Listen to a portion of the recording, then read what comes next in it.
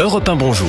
La revue de presse internationale à 7h moins le quart. Sur Europe 1, nous sommes d'abord aux États-Unis. Bonjour Rémi Amalvi. Bonjour. Vous êtes à Washington pour Europe 1. Rémi, qu'avez-vous lu dans les médias américains ? Il est selon Fox News l'un des plus expérimentés à jamais avoir obtenu ce poste. Depuis vendredi dernier, Kash Patel est le nouveau patron du FBI, après un vote remporté de justesse au Sénat américain. Ce New-Yorkais d'origine indienne de 45 ans est un farouche soutien de Donald Trump. Il était d'ailleurs directeur du contre-terrorisme au Pentagone lors du premier mandat du milliardaire.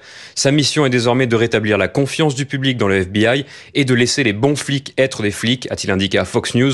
Mais beaucoup craignent qu'il se serve de sa position pour s'en prendre aux opposants de Trump. CNN rapporte qu'il aurait une liste d'ennemis qui comprendrait des dizaines d'hommes politiques et de journalistes, et les démocrates l'accusent d'être responsable d'une purge qui secoue en ce moment le FBI.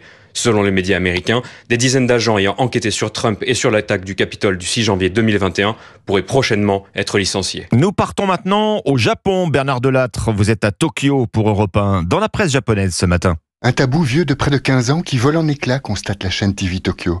Depuis la catastrophe de Fukushima en 2011, la priorité du Japon était de réduire au maximum sa dépendance au nucléaire. Mais le gouvernement vient de décider de relancer ce secteur.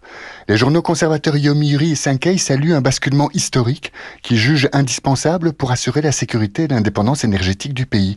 C'est inévitable, ajoute le quotidien financier Nikkei, la demande en électricité allant s'envoler en raison de l'intelligence artificielle. Mais la presse de gauche fustige une décision insensée. 20% des séismes les plus violents qui secouent la planète se produisent au Japon, rappelle le Tokyo Shimbun. C'est une gifle à l'opinion publique, s'indigne le Asahi, qui exige un référendum. À en croire un sondage de la radio publique NHK, seuls 21% des Japonais prônent un recours accru à l'atome. Nous partons enfin en Égypte. Noura Abdelbasset, on vous retrouve au Caire pour Europe 1. De quoi parle la presse égyptienne ? Eh bien, de l'ouverture du Grand Musée d'Égypte prévue le 3 juillet prochain. Après plus de 20 ans d'attente, le musée ouvre enfin ses portes au monde, titre Eliom Seba. Initialement prévu pour 2015, son ouverture a été reportée plusieurs fois en raison de problèmes de financement, de l'instabilité politique du pays et de la crise sanitaire, rappelle El Ohram. Surplombant le plateau des pyramides de Gizeh, l'édifice pharaonique qui s'étend sur près de 500 000 mètres carrés est le plus grand musée du monde consacré à une seule et même civilisation, écrit Le Progrès. Il aura nécessité près de 1,2 milliard d'euros d'investissement, soit le double du budget initial.